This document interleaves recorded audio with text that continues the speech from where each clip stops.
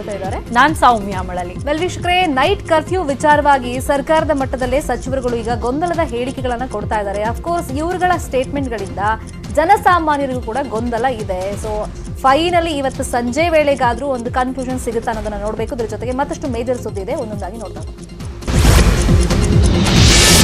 Night curfew ಜಾರಿ ವಿಚಾರದಲ್ಲಿ ಸಚಿವರ ಗೊಂದಲದ ಬಗ್ಗೆ ಗೃಹ ಸಚಿವ ಬಸವರಾಜ ಬೊಮ್ಮಾಯಿ ಸ್ಪಷ್ಟನೆಯನ್ನ ಕೊಟ್ಟಿದ್ದಾರೆ. ಈಗಾಗಲೇ ಹೊಸ ವರ್ಷಕ್ಕೆ ಮಾರ್ಗಸೂಚಿ ಕೊಡಲಾಗಿದೆ. ಡಿಜಿ ಪೊಲೀಸ್ ಆಯುಕ್ತರು ಈಗಾಗಲೇ ಹೇಳಿದ್ದಾರೆ, ಮಾರ್ಗಸೂಚಿ ಕಡ್ಡಾಯ ಪಾಲನೆಗೆ ಸೂಚನೆ ಕೊಟ್ಟಿದ್ದೀನಿ ಅಂತ ಹೇಳಿದ್ದಾರೆ. ಪಬ್ಗಳ ಮೇಲೆ ಗಮನಕ್ಕೆ ಡಿಸಿಪಿಗೆ ಕೊಟ್ಟಿದ್ದೀವಿ. ಎಲ್ಲೂ ಕೂಡ ಸಾರ್ವಜನಿಕವಾಗಿ ಪಾರ್ಟಿ ನಡೆಸುವಂತಿಲ್ಲ. ಮೈಸೂರು, ಕೂರ್ಗ್ನಲ್ಲಿ ಪಾರ್ಟಿಗೆ ಅವಕಾಶ ಇಲ್ಲ ಅಂತ ಹೇಳಿದ್ದಾರೆ. ಡಿಜೆ ಇಟ್ಕೊಂಡು ಪಾರ್ಟಿ ಮಾಡೋದಕ್ಕೆ ನಿರ್ಬಂಧ ಇದೆ. ಈ ಬಗ್ಗೆ ಅಲ್ಲಿನ ಎಸ್ಪಿಗಳಿಗೆ ಸೂಚನೆ ನೀಡಲಾಗಿದೆ. ಸಾರ್ವಜನಿಕರು ಕೂಡ ಸಹಕರಿಸಬೇಕು. 1 ವರ್ಷ ಮನೆಯೊಳಗಿದ್ರೆ ಸಮಸ್ಯೆ ಇಲ್ಲ. ಐಸಿಎಂಆರ್ ಹೆಲ್ತ್ ಡಿಪಾರ್ಟ್ಮೆಂಟ್ ಗಮನಿಸ್ತಾ ಇದೆ. ಕೇಂದ್ರ ಸರ್ಕಾರ ಸಿಎಂಗೆ ಸೂಚನೆ ಕೊಡ್ತಾ ಇದೆ. ಸಿಎಂ ನಿರ್ಧಾರ ಕೈಗೊಳ್ತಾರೆ ಅಂತ ಹೇಳಿದ್ದಾರೆ. ರಾಜ್ಯದ ಇತರ ಕಡೆ ಮೈಸೂರು, ಕೂರ್ಗು, ಚಿಕ್ಕಮಗಳೂರಲ್ಲಿ ರಿಸಾರ್ಟ್ಗಳಲ್ಲಿ ಮ್ಯೂಸಿಕ್ ಮತ್ತು ಡಿಜೆ ಇರಬಾರ್ದು ಮತ್ತು ಆ ಎಸ್ಪಿಗಳಿಗೆ ಆ ಜವಾಬ್ದಾರಿನ ಕೊಟ್ಟಿದ್ದೇವೆ. ರಾಜ್ಯದ ಇತರ ಕಡೆ ಮೈಸೂರು, ಕೂರ್ಗು, ಚಿಕ್ಕಮಗಳೂರಲ್ಲಿ ರಿಸಾರ್ಟ್ಗಳಲ್ಲಿ ಮ್ಯೂಸಿಕ್ ಮತ್ತು ಡಿಜೆ ಇರಬಾರ್ದು ಮತ್ತು ಆ ಎಸ್ಪಿಗಳಿಗೆ ಆ ಜವಾಬ್ದಾರಿನ ಕೊಟ್ಟಿದ್ದೇವೆ. ರಾಜ್ಯದ ಇತರ ಕಡೆ ಮೈಸೂರು, ಕೂರ್ಗು, ಚಿಕ್ಕಮಗಳೂರು. ನೈಟ್ ಕರ್ಫ್ಯೂ ವಿಚಾರದಲ್ಲಿ ಸರ್ಕಾರದಲ್ಲಿ ಮತ್ತೆ ಗೊಂದಲ ಶುರುವಾಗಿದೆ. ಒಂದ್ ಕಡೆ ಆರೋಗ್ಯ ಸಚಿವರು ನೈಟ್ ಕರ್ಫ್ಯೂ ಮುಗಿದ ಅಧ್ಯಾಯ ಅಂದ್ರೆ ಕಂದಾಯ ಸಚಿವರು ರಾಜ್ಯದಲ್ಲಿ ನೈಟ್ ಕರ್ಫ್ಯೂ ಅಗತ್ಯ ಇದೆ ಅಂತ ಹೇಳಿಕೆಯನ್ನ ಕೊಟ್ಟು ಗೊಂದಲವನ್ನ ಮೂಡಿಸ್ತಾ ಇದ್ದಾರೆ. ಇಂದು ಈ ಬಗ್ಗೆ ಮಾತನಾಡಿದ ಅಶೋಕ್, ರಿಯಲ್ ನೈಟ್ ಕರ್ಫ್ಯೂ ಜಾರಿ ಅಗತ್ಯ ಇದೆ, ಜೊತೆಗೆ ನಿರ್ಬಂಧಗಳನ್ನ ಬಿಗಿಯಾಗಿ ಜಾರಿಗೊಳಿಸಬೇಕು. ಈ ಸಂಬಂಧ ನಾನು ಮುಖ್ಯಮಂತ್ರಿಗಳ ಜೊತೆ ಚರ್ಚೆ ಮಾಡ್ತೇನೆ ಅಂತ ಹೇಳಿದ್ರು. ಆದ್ರೆ ಸಿಎಂ ಬಿಎಸ್ವೈ ಕೂಡ ಯಾವುದೇ ಮಾರ್ಗಸೂಚಿಯಲ್ಲಿ ಬದಲಾವಣೆ ಇಲ್ಲ ಅಂತ ಹೇಳ್ತಾ ಇದ್ದಾರೆ. ಸರ್ಕಾರದಲ್ಲಿ ಒಬ್ಬೊಬ್ರು ಒಂದೊಂದು ರೀತಿ ಹೇಳಿಕೆಯನ್ನ ಕೊಡ್ತಾ ಇದ್ದು ಜನ ಮತ್ತೆ ಆತಂಕ ಪಡುವಂತೆ ಮಾಡಿದೆ. ಈಗ ನೈಟ್ ಕರ್ಫ್ಯೂ ಬಗ್ಗೆ ಈಗ ಮುಗಿದ ಅಧ್ಯಾಯ ಅದು. ಈಗಾಗಲೇ ಮಾನ್ಯ ಮುಖ್ಯಮಂತ್ರಿಗಳು ಅದಕ್ಕೆ ಸ್ಪಷ್ಟವಾದಂಥ ಒಂದು ಅಂತಿಮವಾದಂಥ ಅಂಕುಶವನ್ನು ಹಾಕಿದ್ದಾರೆ. ಈ ಬಾರಿ ಇರೋದಿಲ್ಲ ಅಂತೇಳಿ. ಆದರೆ ಹೊಸ ವರ್ಷದ ಆಚರಣೆಯನ್ನು ಯಾವ ರೀತಿ ಬಿಗಿಯಾಗಿ ಮಾಡಬೇಕು, ಸರಳವಾಗಿ ಮಾಡಬೇಕು ಅನ್ನೋದ್ರ ಬಗ್ಗೆ ಕೂಡ ಈಗಾಗಲೇ ಗೃಹ ಇಲಾಖೆಗೆ ನಾನು ಮನವರಿಕೆ ಮಾಡಿಕೊಡೋಂಥ ಪ್ರಯತ್ನ ಮಾಡಿದ್ದೇನೆ. ಬಹುಶಃ ಅವರು ಅದನ್ನು ಅರ್ಥ ಮಾಡ್ಕೊಂಡು ಸರಿಯಾದಂಥ ರೀತಿಯಲ್ಲಿ ಅದನ್ನು ಅನುಷ್ಠಾನಕ್ಕೆ ತರ್ತಾರೆ ಅಂತ ತಿಳ್ಕೊಂಡಿದ್ದೀನಿ. ಅಲ್ಲ, ಏನೇ ಕರ್ಫ್ಯೂ ಎಲ್ಲ ಮಾಡಿದ್ರೂ ಕೂಡ ಸರಿಯಾದಂಥ ರೀತಿ ಮಾಡಬೇಕು. ಜನ ರಿಸ್ಟ್ರಿಕ್ಟ್ ಆಗಬೇಕು. ಅದು ಯಾವುದೇ ರೀತಿಯಾದಂಥ ಒಂದು ಕಾಟಾಚಾರಕ್ಕೆ ಆ ಥರದ್ದಾಗಬಾರ್ದು. ರಿಯಲ್ ಕರ್ಫ್ಯೂ ರೀತಿ ಮಾಡುವಂಥದ್ದಕ್ಕೆ ಮುಖ್ಯಮಂತ್ರಿಗಳ ಜೊತೆ ನಾನು ಚರ್ಚೆ ಮಾಡ್ತೀನಿ. ರಾಜ್ಯದ ಜನತೆಗೆ ಎಚ್ಚರದಿಂದ ಇರುವಂತೆ ಸಿಎಂ ಕರೆ ಕೊಟ್ಟಿದ್ದಾರೆ. ಸಾರ್ವಜನಿಕ ಬಂಧುಗಳೇ, ಕೊರೋನಾ ಅಪಾಯ ಇನ್ನೂ ಕೂಡ ತಗ್ಗಿಲ್ಲ. ಹೊಸ ವರ್ಷಕ್ಕೆ ಕಾಲಿಡ್ತಿರುವಂತ ಈ ಹೊತ್ತಿನಲ್ಲಿ ಸಾಂಕ್ರಾಮಿಕದ ಬಗ್ಗೆ ಕಿಂಚಿತ್ತು ನಿರ್ಲಕ್ಷ್ಯ ಸಲ್ಲದು ಅಂತ ಹೇಳಿದ್ದಾರೆ. ಸರ್ಕಾರದ ಮಾರ್ಗಸೂಚಿ ನಿಯಮಗಳನ್ನು ಪಾಲಿಸಿ ಎಲ್ಲ ಅಗತ್ಯ ಮುನ್ನೆಚ್ಚರಿಕೆ ಕ್ರಮಗಳನ್ನು ತೆಗೆದುಕೊಂಡು ಸಹಕರಿಸಿ ಸುರಕ್ಷಿತವಾಗಿರಿ ಅಂತ ಹೇಳಿದ್ದಾರೆ. ರಾಜ್ಯದಲ್ಲಿ ಬ್ರಿಟನ್ ವೈರಸ್ ಬಗ್ಗೆ ಮಾತನಾಡಿದ ಸಿಎಂ, ಆರೋಗ್ಯ ಇಲಾಖೆ ತಡೆಗಟ್ಟುವುದಕ್ಕೆ ಕ್ರಮ ವಹಿಸ್ತಾ ಇದೆ. ಕೇಂದ್ರ ಆರೋಗ್ಯ ಇಲಾಖೆ ಕೂಡ ನಿಗಾ ವಹಿಸ್ತಾ ಇದೆ. ನಾವು ಕೂಡ ಕಟ್ಟೆಚ್ಚರ ವಹಿಸಬೇಕು. ಕಳೆದ 2 ತಿಂಗಳಿಂದ ಬಂದಿರೋರು ಒಮ್ಮೆ ತಪಾಸಣೆ ಮಾಡಿಸಿ ಅಂತ ಸಿಎಂ ಮನವಿ ಮಾಡಿಕೊಂಡಿದ್ದಾರೆ. ಸದ್ಯ ರಾಜ್ಯದ ಮಾರ್ಗಸೂಚಿಯಲ್ಲಿ ಯಾವುದೇ ಬದಲಾವಣೆ ಇಲ್ಲ ಅಂತ ಹೇಳಿದ್ದಾರೆ. ಈ ಬ್ರಿಟನ್ ವೈರಸ್ ಏನು ಹರಡ್ತಾ ಇದೆ ಭಾರತದಲ್ಲಿ ಮತ್ತು ಕರ್ನಾಟಕದಲ್ಲಿ, ಈ ಬಗ್ಗೆ ಕೇಂದ್ರ ಆರೋಗ್ಯ ಇಲಾಖೆಯವರೇ ಎಲ್ಲವನ್ನು ಗಮನವನ್ನು ಕೊಡ್ತಾ ಇದ್ದಾರೆ. ನಾವು ಕಟ್ಟೆಚ್ಚರ ವಹಿಸಬೇಕು ಮತ್ತು ಹೊರಗಡೆಯಿಂದ ಬಂದಂಥವ್ರನ್ನ ಶಾಶ್ವತ ತಪ್ಪದೆ ಸರಿಯಾದ ರೀತಿ ಪರೀಕ್ಷೆ ಮಾಡಿ ಕ್ರಮವನ್ನು ತಗೊಳ್ಬೇಕು. ಈಗಾಗಲೇ ಬಂದಂಥವರು ಕಣ್ ತಪ್ಪಿಸ್ಕೊಂಡು ಓಡೋದು ಬಿಟ್ಟು ಟೆಸ್ಟ್ ಮಾಡಿಕೊಡೋದು ಅವ್ರ ದೃಷ್ಟಿಯಿಂದ, ಮತ್ತು ಇದು ಭಾಳ ದೊಡ್ಡ ಪ್ರಮಾಣದಲ್ಲಿ ಬೇಗ ಹರಡೋದ್ರಿಂದ ಅದನ್ನು ತಡೆಯೋದಕ್ಕೆ ಅನುಕೂಲ ಆಗುತ್ತೆ. ಅದಕ್ಕೆ ಯಾರು ಹೊರಗಡೆಯಿಂದ ಕಳೆದ 2 ತಿಂಗಳಿಂದ ಬಂದಿದ್ದೀರಾ, ಒಂದ್ಸರಿ ಮೆಡಿಕಲ್ ಚೆಕಪ್ ಮಾಡಿಸ್ಕೊಳ್ಳೋಕೆ ಮುಂದೆ ಬಂದು ಸಹಕರಿಸಬೇಕು ಅಂತ ನಾನು ವಿನಂತಿಯನ್ನು ಮಾಡ್ತೇನೆ. ರಾಜ್ಯದ ಮುಖ್ಯಮಂತ್ರಿಯಾಗಿ ಯಾರು ಹೊರಗಡೆಯಿಂದ ಬಂದಾರೆ ಬ್ರಿಟನ್ನಿಂದ, ಅವರೆಲ್ಲರಲ್ಲೂ ಸಹ ವಿನಂತಿಯನ್ನು ಮಾಡ್ತೇನೆ. ಈ ಬ್ರಿಟನ್ ವೈರಸ್ ಏನು ಹರಡ್ತಾ ಇದೆ ಭಾರತದಲ್ಲಿ ಮತ್ತು ಕರ್ನಾಟಕದಲ್ಲಿ, ಈ ಬಗ್ಗೆ ಕೇಂದ್ರ ಆರೋಗ್ಯ ಇಲಾಖೆಯವರೇ ಎಲ್ಲವನ್ನು ಗಮನವನ್ನು ಕೊಡ್ತಾ ಇದ್ದಾರೆ. ನಾವು ಕಟ್ಟೆಚ್ಚರ. ರಾಜ್ಯದಲ್ಲಿ ಬ್ರಿಟನ್ ವೈರಸ್ ಹೆಚ್ಚಾದ ಹಿನ್ನೆಲೆಯಲ್ಲಿ ಇವತ್ತು ಆರೋಗ್ಯ ಇಲಾಖೆ ಮತ್ತು ತಜ್ಞರ ಜೊತೆ ಸಚಿವ ಸುಧಾಕರ್ ಸಭೆಯನ್ನ ನಡೆಸಲಿದ್ದಾರೆ. ರಾಜ್ಯದಲ್ಲಿ ಮುಂದೆ ಕೈಗೊಳ್ಳಬೇಕಾದ ಮುಂಜಾಗ್ರತಾ ಕ್ರಮಗಳ ಬಗ್ಗೆ ಮಹತ್ವದ ಚರ್ಚೆ ನಡೆಸಲಿದ್ದಾರೆ. ಈ ವೇಳೆ ಹೊಸ ವರ್ಷಾಚರಣೆಯ ಮಾರ್ಗಸೂಚಿಗಳ ನಿಯಮ ಪರಿಷ್ಕರಣೆ ಮಾಡುವ ಸಾಧ್ಯತೆ ಇದೆ ಮತ್ತು ಬ್ರಿಟನ್ನಿಂದ ಬಂದಿರುವವರ ಮೇಲೆ ತೀವ್ರ ನಿಗಾ ನೀಡುವಂತಹ ಬಗ್ಗೆ ಕೂಡ ಚರ್ಚೆ ನಡೆಯಲಿದೆ. ಈ ಬಗ್ಗೆ ಮಾತನಾಡಿದ ಆರೋಗ್ಯ ಸಚಿವ ಸುಧಾಕರ್, ಯುಕೆ ವಾಪಸ್ಸಿಗರ ಪೈಕಿ 107 ಜನರಿಗೆ RT-PCR ಪಾಸಿಟಿವ್ ಬಂದಿತ್ತು. ಇವರಿಗೆ ಮತ್ತೆ ಸೀಕ್ವೆನ್ಸ್ ಪರೀಕ್ಷೆಯನ್ನ ಮಾಡಲಾಯಿತು. ಆಗ 20 ಜನರಿಗೆ ರೂಪಾಂತರ ಸೋಂಕು ದೃಢವಾಗಿದೆ ಅಂತ ಹೇಳಿದ್ರು. ಕರ್ನಾಟಕದ 7 ಮಂದಿಗೆ ಬ್ರಿಟನ್ ಸೋಂಕು ತಗುಲಿದ್ದು, ಅದರಲ್ಲಿ ಬೆಂಗಳೂರು 3, ಶಿವಮೊಗ್ಗ 4 ಮಂದಿಗೆ ಸೋಂಕು ತಗುಲಿದೆ ಅಂತ ಹೇಳಿದ್ರು. ಅಲ್ಲ, ನಾವು ಈಗಾಗಲೇ ಅವರಿಗೆ ಸಲಹೆಯನ್ನು ಕೊಟ್ಟಿದ್ದೀವಿ. ಹಿಂದೆ ಕೂಡ ಮಾನ್ಯ ಮುಖ್ಯಮಂತ್ರಿಗಳು ಕೂಡ ನಾನು ಸಲಹೆಯನ್ನು ಕೊಟ್ಟಿದ್ದೀನಿ. ಅಂತಿಮವಾಗಿ ಸರ್ಕಾರ ಏನು ತೀರ್ಮಾನ ಮಾಡುತ್ತೆ ಅದಕ್ಕೆಲ್ಲ ಕೂಡ ನಾವು ತಲೆಬಾಗಬೇಕು. ಈಗ ನೈಟ್ ಕರ್ಫ್ಯೂ ಬಗ್ಗೆ ಈಗ ಮುಗಿದ ಅಧ್ಯಾಯ ಅದು. ಈಗಾಗಲೇ ಮಾನ್ಯ ಮುಖ್ಯಮಂತ್ರಿಗಳು ಅದಕ್ಕೆ ಸ್ಪಷ್ಟವಾದಂಥ ಒಂದು ಅಂತಿಮವಾದಂಥ ಅಂಕುಶವನ್ನು ಹಾಕಿದ್ದಾರೆ. ಈ ಬಾರಿ ಇರೋದಿಲ್ಲ ಅಂತೇಳಿ. ಆದರೆ ಹೊಸ ವರ್ಷದ ಆಚರಣೆಯನ್ನು ಯಾವ ರೀತಿ ಬಿಗಿಯಾಗಿ ಮಾಡಬೇಕು, ಸರಳವಾಗಿ ಮಾಡಬೇಕು ಅನ್ನೋದ್ರ ಬಗ್ಗೆ ಕೂಡ ಈಗಾಗಲೇ ಗೃಹ ಇಲಾಖೆಗೆ ನಾನು ಮನವರಿಕೆ ಮಾಡಿಕೊಡೋಂಥ ಪ್ರಯತ್ನ ಮಾಡಿದ್ದೇನೆ. ಬಹುಶಃ ಅವರು ಅದನ್ನು ಅರ್ಥ ಮಾಡ್ಕೊಂಡು ಸರಿಯಾದಂಥ ರೀತಿಯಲ್ಲಿ ಅದನ್ನು ಅನುಷ್ಠಾನಕ್ಕೆ ತರ್ತಾರೆ ಅಂತ ತಿಳ್ಕೊಂಡಿದ್ದೀನಿ. ಇನ್ನು ಬ್ರಿಟನ್ ರೂಪಾಂತರಿ ವೈರಸ್ ಶಿವಮೊಗ್ಗಕ್ಕೂ ಕಾಲಿಟ್ಟಿದೆ. ಶಿವಮೊಗ್ಗದ ಒಂದೇ ಕುಟುಂಬದ 4 ಮಂದಿಗೆ ರೂಪಾಂತರ ವೈರಸ್ ಪತ್ತೆಯಾಗಿದೆ. ಇವರೆಲ್ಲ ಡಿಸೆಂಬರ್ 22ನೇ ತಾರೀಕು ಬ್ರಿಟನ್ನಿಂದ ಶಿವಮೊಗ್ಗಕ್ಕೆ ಆಗಮಿಸಿದ್ರು. ಡಿಸೆಂಬರ್ 23ರಂದು ಕೊರೋನಾ ವೈರಸ್ ಪತ್ತೆ ಹಿನ್ನೆಲೆಯಲ್ಲಿ ಶಿವಮೊಗ್ಗದ ಮೆಗ್ಗಾನ್ ಕೋವಿಡ್ ಆಸ್ಪತ್ರೆಯಲ್ಲಿ ಚಿಕಿತ್ಸೆಯನ್ನು ಪಡ್ಕೊಳ್ತಾ ಇದ್ರು. ಇದೀಗ ಅವರಿಗೆಲ್ಲ ಬ್ರಿಟನ್ ವೈರಸ್ ತಗುಲಿರೋದು ಖಚಿತವಾಗಿದೆ. ಸೋಂಕಿತ ಕುಟುಂಬ ವಾಸ ಮಾಡ್ತಾ ಇದ್ದ ಮನೆಯ ಸುತ್ತ 100 ಮೀಟರ್ ವ್ಯಾಪ್ತಿ ಸೀಲ್ ಡೌನ್ ಮಾಡೋದಕ್ಕೆ ಆರೋಗ್ಯ ಇಲಾಖೆ ಮುಂದಾಗಿದೆ. ಸದ್ಯ ಎಲ್ಲಾ ಸೋಂಕಿತರು ಮೆಗ್ಗಾನ್ ಆಸ್ಪತ್ರೆಯಲ್ಲಿ ಚಿಕಿತ್ಸೆ ಪಡಿತಾ ಇದ್ದಾರೆ. ಧಾರವಾಡದಲ್ಲಿ ಬ್ರಿಟನ್ನಿಂದ ಬಂದಿದ್ದ 3 ನಾಪತ್ತೆಯಾಗಿದ್ದಾರೆ. ನಿನ್ನೆ ಬ್ರಿಟನ್ ಸೇರಿ ವಿದೇಶದಿಂದ ಒಟ್ಟು 10 ಜನ ಬಂದಿದ್ರು. ಈ ಪೈಕಿ 7 ಜನರಿಗೆ ತಪಾಸಣೆ ಮಾಡಲಾಗಿದೆ. ಅದರಲ್ಲಿ 3 ಇನ್ನೂ ಪತ್ತೆಯಾಗಿಲ್ಲ. ನಾಪತ್ತೆಯಾದ 3ರನ್ನು ಹುಡುಕಲು ಜಿಲ್ಲಾಡಳಿತ ಪ್ರಯತ್ನ ಪಡ್ತಾ ಇದೆ. ನಿನ್ನೆಯವರೆಗೆ ಆಗಮಿಸಿದ 37 ಜನರ ಪೈಕಿ ಓರ್ವ ನಾಪತ್ತೆಯಾಗಿದ್ದ. ಆತ ಕಲಬುರಗಿಯಲ್ಲಿ ಪತ್ತೆಯಾಗಿದ್ದು ಆತನಿಗೂ ತಪಾಸಣೆ ಮಾಡಲಾಗಿದೆ. ಕೊಡಗಿನಲ್ಲೂ ಬ್ರಿಟನ್ನಿಂದ ಬಂದ 3 ನಾಪತ್ತೆಯಾಗಿದ್ದಾರೆ. ಇತ್ತ ಚಿಕ್ಕೋಡಿಯಲ್ಲಿ ಬ್ರಿಟನ್ನಿಂದ ಬಂದ 8 ಜನ ನಾಪತ್ತೆಯಾಗಿದ್ದಾರೆ. ಹೀಗಾಗಿ ಗಡಿ ಜಿಲ್ಲೆಯಲ್ಲಿ ಢವಢವ ಶುರುವಾಗಿದೆ. ನಾಪತ್ತೆಯಾದವರು ಕೊಲ್ಹಾಪುರದಲ್ಲಿ ತಲೆಮರೆಸಿಕೊಂಡಿರೋ ಅಥವಾ ಕರ್ನಾಟಕಕ್ಕೆ ಬಂದಿದ್ದಾರೋ ಅನ್ನೋ ಆತಂಕ ಜನರಲ್ಲಿ ಮನೆ ಮಾಡಿದೆ. ಕೊರೋನಾ ರೂಪಾಂತರ ವೈರಸ್ ಭೀತಿ ನಡುವೆಯೂ ಕೆಂಪೇಗೌಡ ಅಂತಾರಾಷ್ಟ್ರೀಯ ವಿಮಾನ ನಿಲ್ದಾಣಕ್ಕೆ 150ಕ್ಕೂ ಹೆಚ್ಚು ಭಾರತೀಯರು ಆಗಮಿಸಿದ್ದಾರೆ. ಮಾಲ್ಡೀವ್ಸ್ ದೇಶದಿಂದ ಆಗಮಿಸಿದ ಪ್ರಯಾಣಿಕರಿಗೆ ವಿಮಾನ ನಿಲ್ದಾಣದ ಟರ್ಮಿನಲ್ ಬಳಿಯಲ್ಲಿ ಟೆಸ್ಟ್ ಅನ್ನು ಮಾಡಲಾಯಿತು. ಕೋವಿಡ್ ಟೆಸ್ಟ್ ರಿಪೋರ್ಟ್ ಇಲ್ಲದ ಪ್ರಯಾಣಿಕರಿಗೆ ಆರೋಗ್ಯ ಇಲಾಖೆಯಿಂದ RT-PCR ಟೆಸ್ಟ್ ನಡೆಯಿತು. ಕೊರೋನಾ ಟೆಸ್ಟ್ ರಿಪೋರ್ಟ್ ಬರೋವರೆಗೂ ಇವರನ್ನೆಲ್ಲ ಕ್ವಾರಂಟೈನ್ ಮಾಡೋ ಸಾಧ್ಯತೆ ಇದೆ. ಹೊಸ ವರ್ಷಾಚರಣೆ ಹಿನ್ನೆಲೆಯಲ್ಲಿ ಖಾಕಿ ಟೈಟ್ ರೂಲ್ಸ್ ಮಾಡಿದೆ. ಪಬ್ ಅಂಡ್ ರೆಸ್ಟೋರೆಂಟ್ಗಳ ಮೇಲೆ ಖಾಕಿ ಹದ್ದಿನ ಕಣ್ಣಿಟ್ಟಿದೆ. ಕರ್ನಾಟಕ ಸಾರ್ವಜನಿಕ ಸುರಕ್ಷತಾ ಕಾಯ್ದೆಯ ನಿಯಮಗಳ ಪಾಲನೆಗೆ ಸೂಚನೆಯನ್ನ ನೀಡಲಾಗಿದೆ. ಗ್ರಾಹಕರು ಬರುವ ಪ್ರವೇಶ ದ್ವಾರ, ಹೊರ ಹೋಗುವ ದಾರಿ, ಒಳಭಾಗ, ಪಾರ್ಕಿಂಗ್ ಮುಂಭಾಗದ ರಸ್ತೆ ಕಾಣುವಂತೆ ಸಿಸಿಟಿವಿ ಅಳವಡಿಸಬೇಕು. ಸಿಸಿ ಕ್ಯಾಮೆರಾಗಳು 24 ಗಂಟೆ ಕಾರ್ಯನಿರ್ವಹಿಸುವಂತೆ ನೋಡಿಕೊಳ್ಬೇಕು. ಕನಿಷ್ಠ 1 ತಿಂಗಳು ಡಾಟಾ ಸ್ಟೋರೇಜ್ ಇರುವಂತೆ ನೋಡಿಕೊಳ್ಬೇಕು. ಒಳಭಾಗ, ಹೊರಗೆ ಪಾರ್ಕಿಂಗ್ನಲ್ಲಿ ಹೆಚ್ಚಿನ ಬೆಳಕಿರುವಂತೆ ಲೈಟಿಂಗ್ ವ್ಯವಸ್ಥೆ. ಪಬ್ಗಳ ಪ್ರಮುಖ ಜಾಗಗಳಲ್ಲಿ ಅಲಾರಾಂಗಳನ್ನು ಅಳವಡಿಸಬೇಕು. ಪ್ರಮುಖ ಸ್ಥಳಗಳಲ್ಲಿ ಸೆಕ್ಯೂರಿಟಿ ಗಾರ್ಡ್ಗಳನ್ನು ನಿಯೋಜನೆ ಮಾಡೋದು ಸೇರಿದಂತೆ ಹಲವು ನಿಯಮಗಳನ್ನು ಖಾಕಿ ಹೇಳಿದೆ.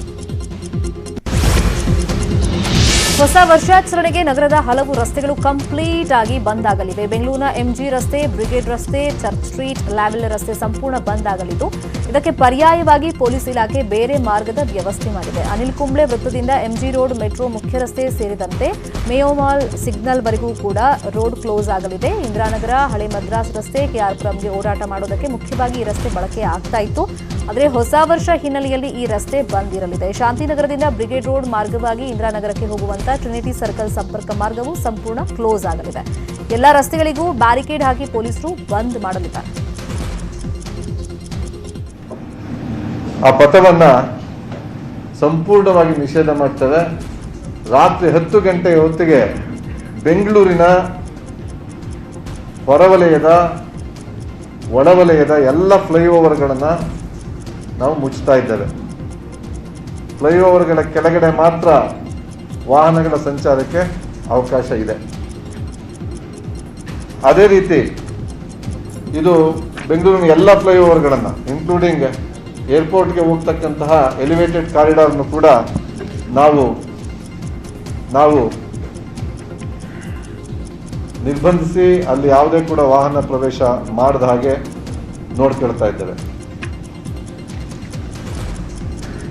ನಾವು ಕೆಲವು ಸಂಚಾರಕ್ಕೆ ಅವಶ್ಯಕವಾದ ಬದಲಾವಣೆಗಳನ್ನು ಕೂಡ ಮಾಡಿದ್ದೇವೆ. ಯಾಕಂದರೆ ಕೆಲವು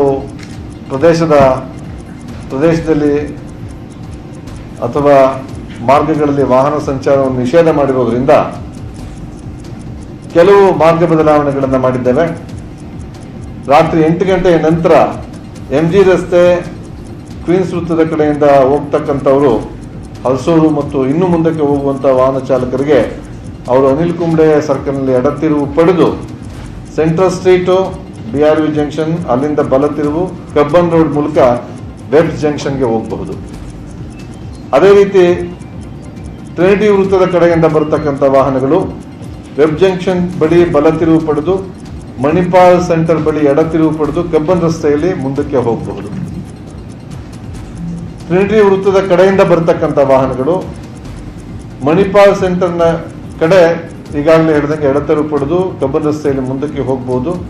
ಹಲಸೂರು ಕಡೆಯಿಂದ ಕಂಟೋನ್ಮೆಂಟ್ ಕಡೆ ಹೋಗ್ತಕ್ಕಂಥ ವಾಹನಗಳು ಟ್ರಿನಿಟಿ ವೃತ್ತದಲ್ಲಿ ಬಲಗಡೆ ತಿರುವು ಪಡೆದುಕೊಂಡು ಹಲಸೂರು ರಸ್ತೆ, ಡಿಕನ್ಸನ್ ರಸ್ತೆ ಮಾರ್ಗವಾಗಿ ಕಬ್ಬನ್ ರಸ್ತೆಗೆ ಬಂದು ಅಲ್ಲಿಂದ ಮುಂದೆ ಹೋಗಬಹುದು. ಕ್ಯಾಶ್ ಫಾರ್ಮಸಿ ಜಂಕ್ಷನ್ ಕಡೆಯಿಂದ ಹಳೆ ಪೊಲೀಸ್ ಸ್ಟೇಷನ್ ಕಡೆ ಜಂಕ್ಷನ್ ಏನಿದೆ ಅವರು ಆಶೀರ್ವಾದ ವೃತ್ತದ ಮೂಲಕ ಹಲಸೂರು, ಹೊಸೂರು ಕಡೆಗೆ ಹೋಗುವಂಥ ವಾಹನಗಳು ಆಶೀರ್ವಾದ ವೃತ್ತದ ಬಳಿ ಅವುಗಳಿಗೆ ನಿರ್ಬಂಧ ಇದೆ. ಈ ವಾಹನಗಳು museum road, SBI junction, saint Mark's road, Anil Kumble ವೃತ್ತ, BRV ಜಂಕ್ಷನ್ನು, ಕಬ್ಬನ್ ರಸ್ತೆ ಮುಖಾಂತರ ಹೋಗ್ಬೋದು. ಅಷ್ಟೇ ಅಲ್ಲದೆ ನಾವು ಸುಮಾರು 15 ಕಡೆ ವಾಹನಗಳ ನಿಲುಗಡೆಯನ್ನು ನಿಷೇಧ ಮಾಡಿದ್ದೇವೆ. ಚಾಮರಾಜನಗರದಲ್ಲಿ ಹೊಸ ವರ್ಷಾಚರಣೆ ವೇಳೆ ಕಟ್ಟುನಿಟ್ಟಿನ ರೂಲ್ಸ್ ಜಾರಿ ಮಾಡಲಾಗಿದೆ. ಚಾಮರಾಜನಗರ ಜಿಲ್ಲಾಧಿಕಾರಿ ಡಾಕ್ಟರ್ MR ರವಿ ಎಚ್ಚರಿಕೆ ಕೊಟ್ಟಿದ್ದು, ಕೋವಿಡ್-19 ಮುಂಜಾಗ್ರತಾ ನಿಯಮಾವಳಿಗಳನ್ನು ಕಟ್ಟುನಿಟ್ಟಾಗಿ ಪಾಲಿಸಬೇಕು ಅಂತ ಸೂಚನೆಯನ್ನ ಕೊಟ್ಟಿದ್ದಾರೆ. ರೆಸಾರ್ಟ್, ಹೋಟೆಲ್, ಲಾಡ್ಜ್, ಪಬ್ ಮತ್ತು ರೆಸ್ಟೋರೆಂಟ್ಗಳಲ್ಲಿ 50% ಜನರಿಗೆ ಮಾತ್ರ ಸೇರುವ ಷರತ್ತಿಗೊಳಪಟ್ಟು ಅನುಮತಿಯನ್ನ ನೀಡಲಾಗಿದೆ. ಉಲ್ಲಂಘಿಸಿದಲ್ಲಿ ವಿಪತ್ತು ನಿರ್ವಹಣಾ ಕಾಯ್ದೆ 2005ರ ಸೆಕ್ಷನ್ 58ರ ಅಡಿ ಮತ್ತು ಭಾರತೀಯ ದಂಡ ಸಂಹಿತೆ ಸೆಕ್ಷನ್ 188ರ ಅಡಿಯಲ್ಲಿ ಕಾನೂನು ಕ್ರಮ ಜರುಗಿಸುವುದಾಗಿ ಎಚ್ಚರಿಕೆಯನ್ನ ಕೊಟ್ಟಿದ್ದಾರೆ. ಇಂಗ್ಲೆಂಡ್ನಲ್ಲಿ ಕೋವಿಶೀಲ್ಡ್ ಲಸಿಕೆಗೆ ಗ್ರೀನ್ ಸಿಗ್ನಲ್ ಸಿಕ್ಕ ಹಿನ್ನೆಲೆಯಲ್ಲಿ ದಿಢೀರ್ CDSCO CEC ಸಭೆ ಕರೆದಿದೆ. ಸಭೆಯಲ್ಲಿ ಸೆರಮ್ ಇನ್ಸ್ಟಿಟ್ಯೂಟ್ ಆಫ್ ಇಂಡಿಯಾದ ಕೋವಿಶೀಲ್ಡ್ ವ್ಯಾಕ್ಸಿನ್ಗೆ ಅನುಮತಿ ನೀಡುವ ಬಗ್ಗೆ ಚರ್ಚೆ ನಡೀತಾ ಇದೆ.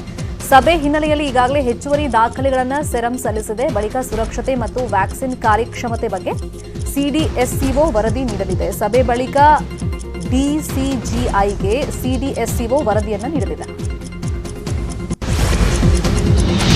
ರಾಜ್ಯದ 5728 ಗ್ರಾಮ ಪಂಚಾಯಿತಿಗಳ 82,616 ಸ್ಥಾನಗಳಿಗೆ ಫಲಿತಾಂಶ ಪ್ರಕಟ ಆಗ್ತಾ ಇದೆ.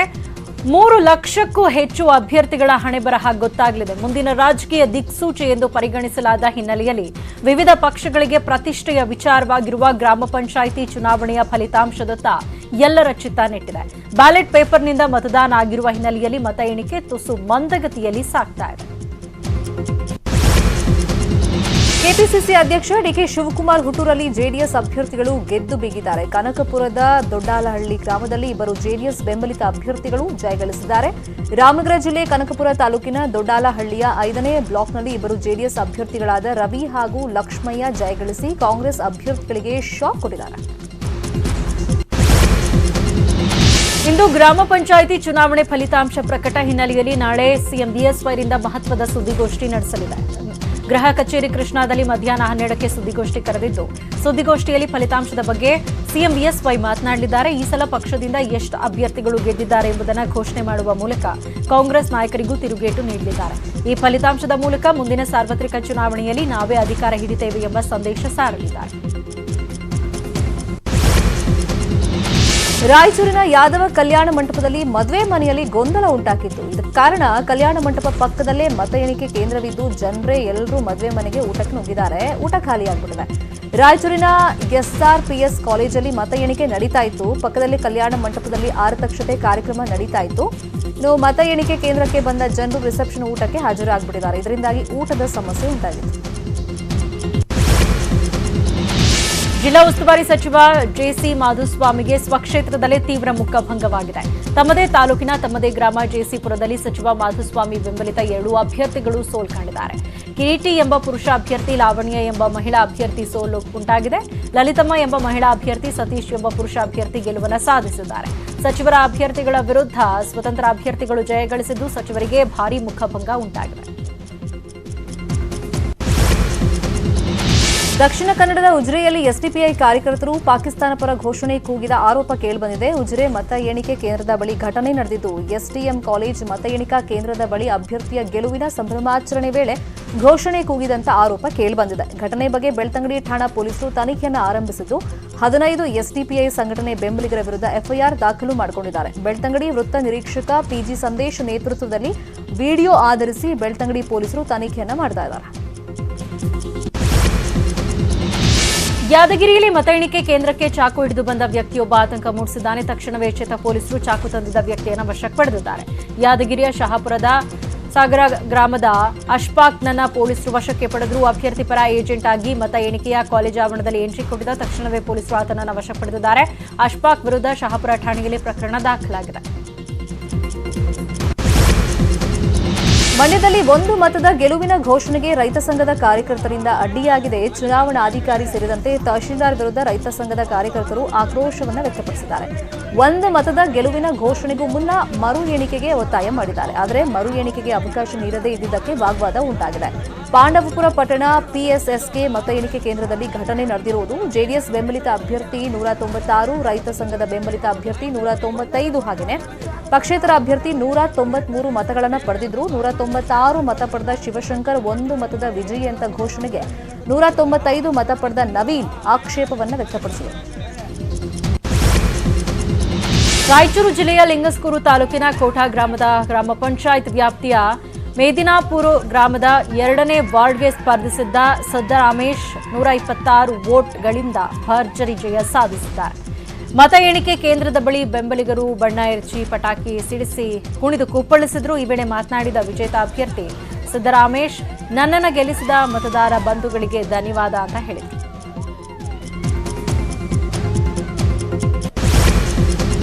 Welcome back. ಇನ್ನುಳಿದ ಪ್ರಮುಖ ಸುದ್ದಿಗಳನ್ನ ಒಂದೊಂದಾಗಿ ನೋಡ್ತಾ ಹೋಗೋಣ. ಚುನಾವಣೆ ಮುಗಿದ ನಂತರ ಶೇರ್ ಚಾಟ್ ಮತ್ತು ನ್ಯೂಸ್ 18 ಕನ್ನಡ ವಾಹಿನಿ ಜಂಟಿಯಾಗಿ ಸಾಮಾಜಿಕ ಜಾಲತಾಣದಲ್ಲಿ ಸಮೀಕ್ಷೆಯನ್ನು ನಡೆಸಿತ್ತು. ಅತಿ ಹೆಚ್ಚು ಸ್ಥಾನ ಯಾವ ಪಕ್ಷ ಗೆಲ್ಲಲಿದೆ ಎಂದು ಸಮೀಕ್ಷೆಯನ್ನು ಮಾಡಲಾಗಿತ್ತು. ಅದರಂತೆ ಬಿಜೆಪಿ ಬೆಂಬಲಿತ ಅಭ್ಯರ್ಥಿಗೆ ಅತಿ ಹೆಚ್ಚು ಸ್ಥಾನ ಸಿಗುತ್ತೆ ಅನ್ನೋ ಅಭಿಪ್ರಾಯ ಬಂದಿದೆ. ಈಗ ಪ್ರಕಟವಾಗ್ತಾ ಇರೋ ಚುನಾವಣಾ ಫಲಿತಾಂಶವು ಇದನ್ನೇ ಸೂಚಿಸ್ತಾ ಇದ್ದು, ಶೇರ್ ಚಾಟ್ ಮತ್ತು ನ್ಯೂಸ್ 18 ಕನ್ನಡ ಸಮೀಕ್ಷೆ ಬಹುತೇಕ ನಿಜವಾಗಿದೆ. ಗ್ರಾಮ ಪಂಚಾಯಿತಿ ಚುನಾವಣೆಯಲ್ಲಿ ಬಿಜೆಪಿ ಬೆಂಬಲಿತ 60% ಹಾಗೂ ಕಾಂಗ್ರೆಸ್ ಬೆಂಬಲಿತ 25% ಹಾಗೂ ಜೆಡಿಎಸ್ ಬೆಂಬಲಿತ 8.9% ಗೆಲ್ಲಲಿದ್ದಾರೆ ಅಂತ ಜನ ಅಭಿಪ್ರಾಯ ಪಟ್ಟಿದ್ದಾರೆ. ಇನ್ನು ಗ್ರಾಮ ಪಂಚಾಯತ್ ಚುನಾವಣೆಯಲ್ಲಿ ಕೆಲ ಅಚ್ಚರಿಯ ಫಲಿತಾಂಶಗಳು ಹೊರಬಿದ್ದಿವೆ. ಕೊಡಗಿನಲ್ಲಿ ಅಕ್ಕನ ವಿರುದ್ಧ ತಂಗಿ ಭರ್ಜರಿ ಗೆಲುವನ್ನು ಸಾಧಿಸಿದ್ದಾರೆ. ಬಿಳಿಗೇರಿ ವಾರ್ಡ್ 1ರಲ್ಲಿ ಬಿಜೆಪಿ ಬೆಂಬಲಿತ ಅಭ್ಯರ್ಥಿ ಪುಷ್ಪ ಅಕ್ಕನ ವಿರುದ್ಧವೇ ಗೆಲುವನ್ನು ಸಾಧಿಸಿದ್ದಾರೆ. ಇನ್ನೊಂದು ಕಡೆ ಗ್ರಾಮ ಪಂಚಾಯತ್ ಚುನಾವಣೆಯಲ್ಲಿ ಬಿಜೆಪಿ ಬೆಂಬಲಿತ ತಾಯಿ ಮಗ ಗೆದ್ದು ಬಿಗಿದ್ದಾರೆ. ಹನುಮವ್ವ ಕುರಿ ಹಾಗೆಯೇ ದೊಡ್ಡಪ್ಪ ಕುರಿ ಗೆದ್ದು ಬಿಗಿದ ತಾಯಿ ಮಗ. ಇನ್ನು ಅಲ್ಲಿಪುರವಾರಿ ತಾಂಡಾದಲ್ಲಿ ಆಟೋ ಚಾಲಕನಿಗೆ ಅದೃಷ್ಟ ಒಲಿದಿದೆ. ಆಟೋ ಚಾಲಕ ಸೋಮು ಚೌಹಾಣ್ 50 ಮತಗಳಿಂದ ಗೆಲುವನ್ನು ಸಾಧಿಸಿದ್ದಾರೆ. ಹುಣಸೂರು ತಾಲೂಕಿನಲ್ಲಿ ಮತ್ತೊಬ್ಬ ಮಹಿಳೆಗೆ ಲಾಟರಿ ಮೂಲಕ ಜಯ ಸಿಕ್ಕಿದೆ. ಚಲ್ಲಹಳ್ಳಿ ಗ್ರಾಮ ಪಂಚಾಯತ್ ವ್ಯಾಪ್ತಿಯಲ್ಲಿ ಇಬ್ಬರಿಗೆ ಸಮನಾದ ಮತ ಬಿದ್ದಿತ್ತು. ಹೀಗಾಗಿ ಲಾಟರಿ ಮೂಲಕ ವಿಜೇತರನ್ನ ಆಯ್ಕೆ ಮಾಡಲಾಗಿದೆ. ಕಾರವಾರದ ಮುಡಗೇರಿ ಗ್ರಾಮ ಪಂಚಾಯಿತಿಗೆ ಇಂಜಿನಿಯರ್ ಒಬ್ಬರು ಆಯ್ಕೆಯಾಗಿದ್ದಾರೆ. ಅತಿ ಕಿರಿಯ ವಯಸ್ಸಿನಲ್ಲಿ ವೆಲಿಂಡಾ ಡಿಸೋಜಾ ಗ್ರಾಮ ಪಂಚಾಯಿತಿ ಮೆಟ್ಟಿಲೇರಿದ್ದಾರೆ. ಪ್ರಸ್ತುತ ಅಂತಾರಾಷ್ಟ್ರೀಯ ಸೀಪೋರ್ಟ್ ರೇಸಿಂಗ್ ಕಂಪನಿಯಲ್ಲಿ ಕಾರ್ಯನಿರ್ವಹಿಸ್ತಾ ಇದ್ದ ವೆಲಿಂಡಾ ಗ್ರಾಮ ಪಂಚಾಯಿತಿ ಎಲೆಕ್ಷನ್ಗೆ ಸ್ಪರ್ಧಿಸಿದ್ದಾರೆ. ಒಟ್ಟು 268 ಮತ ಪಡೆದು 12 ಮತಗಳಿಂದ ಗೆದ್ದು ಈಗ ಗ್ರಾಮ ಪಂಚಾಯಿತಿ ಸದಸ್ಯೆಯಾಗಿದ್ದಾರೆ.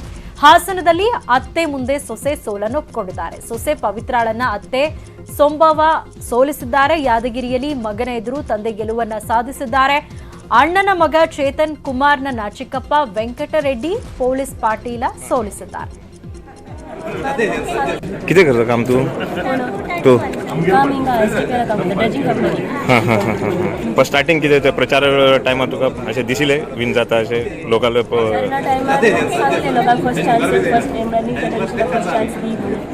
सो लोकांनी सपोर्ट केलो म्हाका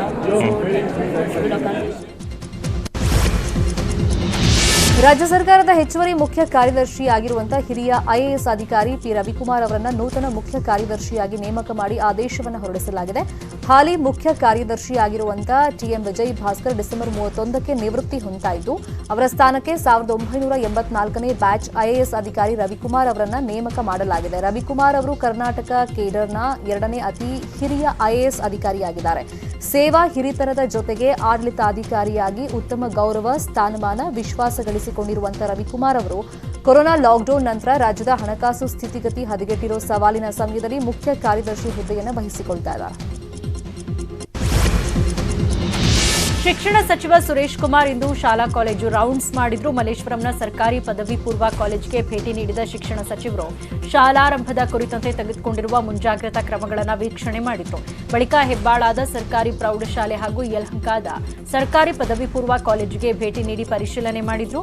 ಬಳಿಕ ಮಾತನಾಡಿದ ಶಿಕ್ಷಣ ಸಚಿವರು ಜನವರಿ 1ರಿಂದ 10-12ನೇ ತರಗತಿ ಆರಂಭ ಆಗುತ್ತೆ. ನಾವು ಕಳಿಸಿರೋ ಮಾರ್ಗಸೂಚಿ ಅನುಸರಣೆ ಆಗ್ತಾ ಇದೆಯಾ ಅಂತ ವೀಕ್ಷಿಸ್ತಾ ಇದ್ದೀನಿ ಅಂದ್ರು. ಪ್ರತಿ ತರಗತಿಯಲ್ಲಿ 15 ಮಕ್ಕಳು ಕಾಲೇಜಿನಲ್ಲಿ ಒಂದು ನರ್ಸ್ ಕೂಡ ನೇಮಿಸಿಕೊಂಡಿದ್ದಾರೆ. ಆರೋಗ್ಯದಲ್ಲಿ ಸಮಸ್ಯೆ ಇದ್ದವರಿಗೆ ಪ್ರತ್ಯೇಕ ಕೊಠಡಿ ಮಾಡಲಾಗಿದೆ ಅಂತ ಹೇಳಿದ್ರು. ಶಾಲೆ ಪ್ರಾರಂಭದ ಬಗ್ಗೆ ಆರ್ ಅಶೋಕ್ ಮಾತಾಡಿ ಈ ಬಗ್ಗೆ ಗೊಂದಲ ಇರೋದು ನಿಜ. ಸಿಎಂ ಜೊತೆ ಇದರ ಬಗ್ಗೆ ಚರ್ಚೆ ಮಾಡ್ತೇವೆ. ಸುರೇಶ್ ಕುಮಾರ್ ಸಿಎಂ ಚರ್ಚಿಸಿ ಸ್ಪಷ್ಟ ತೀರ್ಮಾನವನ್ನು ಶೀಘ್ರದಲ್ಲೇ ಹೊರಡಿಸುತ್ತಾರೆ ಸಿಎಂ ಅಂತ ಹೇಳಿದ್ದಾರೆ. ಅವರು ಏನೇನೋ ಅನುಸರಣಾ ಕ್ರಮವನ್ನು ಈಗಾಗಲೇ ಕೈಗೊಂಡಿದ್ದಾರೆ, ಮುಂದೆ ತಗೊಳ್ತಾರೆ. ಅದನ್ನೆಲ್ಲ ನಾನು ವಿಚಾರಿಸಿದ್ದೀನಿ. ಪೋಷಕರಿಂದ ಏನು ಫೀಡ್ಬ್ಯಾಕ್ ಬರೋಕ್ಕೆ ತಯಾರಿದ್ದಾರೆ ಅನ್ನೋದು ಕೂಡ ಒಂದು ಮಾಹಿತಿ ಸಂಗ್ರಹ ಮಾಡಿದ್ದೀನಿ. ಏನು ಧರ್ಮೇಗೌಡರ ಒಂದು ಸಾವಾಗಿದೆ, ಬಹಳ ನಿಜಕ್ಕೂ ದುಃಖ ತರತಕ್ಕಂಥದ್ದು. ಒಬ್ಬ ಸಜ್ಜನ ರಾಜಕಾರಣಿ, ವಿಧಾನ ಪರಿಷತ್ತಲ್ಲಾದಂಥ ನೋಡಿದ 5 ಪ್ರಮುಖ ಸುದ್ದಿಯನ್ನ ನೋಡೋಣ. ಬಿಜೆಪಿ ಶಾಸಕರ ಜೊತೆ ಸಿಎಂ ಬಿಎಸ್ವೈ ಸಭೆ ನಿಗದಿಯಾಗಿದೆ. ಜನವರಿ 4 ಮತ್ತು 5ರಂದು ಸಿಎಂ ಸಭೆ ನಡೆಯಲಿದ್ದು ಸಿಎಂ ಯಡಿಯೂರಪ್ಪ ಜಿಲ್ಲಾವಾರು ಶಾಸಕರ ಸಭೆಯನ್ನು ನಡೆಸಲಿದ್ದಾರೆ. ಜನವರಿ 4ರ ಬೆಳಗ್ಗೆ ಕಲ್ಯಾಣ ಕರ್ನಾಟಕ ಭಾಗದ ಶಾಸಕರ ಜೊತೆ ಸಭೆ, ಮಧ್ಯಾಹ್ನ 3ರಿಂದ ಮುಂಬೈ ಮತ್ತು ಮಧ್ಯ ಕರ್ನಾಟಕ ಭಾಗದ ಶಾಸಕರ ಸಭೆ ನಡೆಯಲಿದೆ.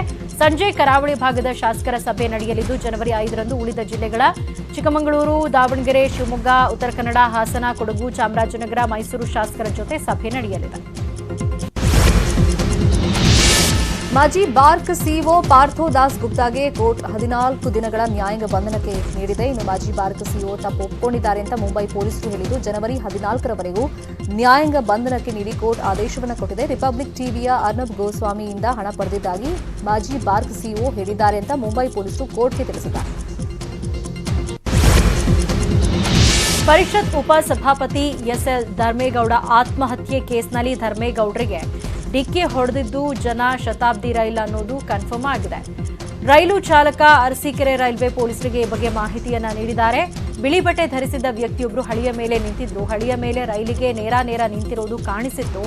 ದೂರದಲ್ಲಿ ಕಂಡ್ರು ಅತ್ಯಂತ ವೇಗದಲ್ಲಿ ರೈಲಿಗೆ ಬ್ರೇಕ್ ಹಾಕಿ ನಿಲ್ಲಿಸಲು ಸಾಧ್ಯವಾಗಿಲ್ಲ ಅಂತ ಅರಸೀಕೆರೆ ರೈಲ್ವೆ ಪೊಲೀಸ್ ಠಾಣೆಗೆ ಚಾಲಕ ಸಿದ್ದರಾಮ್ ಮಾಹಿತಿಯನ್ನ ನೀಡಿದ್ದಾರೆ. ಗ್ಯಾಸ್ ಸಿಲಿಂಡರ್ ಸ್ಫೋಟಗೊಂಡು ಮನೆ ಛಿದ್ರವಾಗಿರುವಂತಹ ಘಟನೆ ಕೊಡಗು ಜಿಲ್ಲೆಯಲ್ಲಿ ನಡೆದಿದೆ. ಸೋಮವಾರಪೇಟೆ ತಾಲೂಕಿನ ಬೂತನ ಪೈಸಾರಿಯಲ್ಲಿ ಸರೋಜಮಣಿ ಅನ್ನೋರ ಮನೆಯಲ್ಲಿ ಯಾರೂ ಇಲ್ಲದ ವೇಳೆಯಲ್ಲಿ ಗ್ಯಾಸ್ ಸಿಲಿಂಡರ್ ಬ್ಲಾಸ್ಟ್ ಆಗಿದೆ. ಸ್ಫೋಟದ ರಭಸಕ್ಕೆ ಮನೆ ಗೋಡೆಗಳು ಛಿದ್ರವಾಗಿದೆ. ಸ್ಥಳೀಯರು ನೀರು ಹಾಕಿ ಬೆಂಕಿಯನ್ನು ನಂದಿಸಿದ್ದಾರೆ. ಸುಂಟಿಕೊಪ್ಪ ಪೊಲೀಸ್ ಠಾಣಾ ವ್ಯಾಪ್ತಿಯಲ್ಲಿ ಪ್ರಕರಣ ದಾಖಲಾಗಿದೆ. ರೂಪಾಂತರಿ ಕೊರೋನಾ ಆತಂಕ ಶುರುವಾಗಿರುವ ಹಿನ್ನೆಲೆಯಲ್ಲಿ ಸೋಂಕು ಹರಡುವುದನ್ನು ತಡೆಗಟ್ಟುವ ಸಲುವಾಗಿ ಮಹಾರಾಷ್ಟ್ರ ಸರ್ಕಾರ 2021 ಜನವರಿ 31ರವರೆಗೆ ರಾಜ್ಯದಲ್ಲಿ ಲಾಕ್ಡೌನ್ ನಿರ್ಬಂಧಗಳನ್ನು ವಿಸ್ತರಣೆ ಮಾಡಿದೆ. ಕೋವಿಡ್-19 ವೈರಸ್ ಹರಡುವುದು ಮಹಾರಾಷ್ಟ್ರ ರಾಜ್ಯಕ್ಕೆ ಅಪಾಯಕಾರಿಯಾಗಿದೆ ಅಂತ ರಾಜ್ಯ ಸರ್ಕಾರ ತನ್ನ ಆದೇಶದಲ್ಲಿ ತಿಳಿಸಿದೆ. ವೈರಸ್ ಹರಡುವುದನ್ನು ತಡೆಗಟ್ಟಲು ಕೆಲವು ತುರ್ತು ಕ್ರಮಗಳನ್ನು ತೆಗೆದುಕೊಳ್ಳಲಾಗಿದೆ ಅಂತ ಮಹಾರಾಷ್ಟ್ರ ಸರ್ಕಾರ ತಿಳಿಸಿದೆ. ಇದು ಸದ್ಯದ ನ್ಯೂಸ್ ಅಪ್ಡೇಟ್ಸ್. ನೋಡ್ತಾರೆ ನ್ಯೂಸ್ 18 ಕನ್ನಡ. ಜಾಲ ನಮ್ಮದು, ಬಲ ನಿಮ್ಮದು.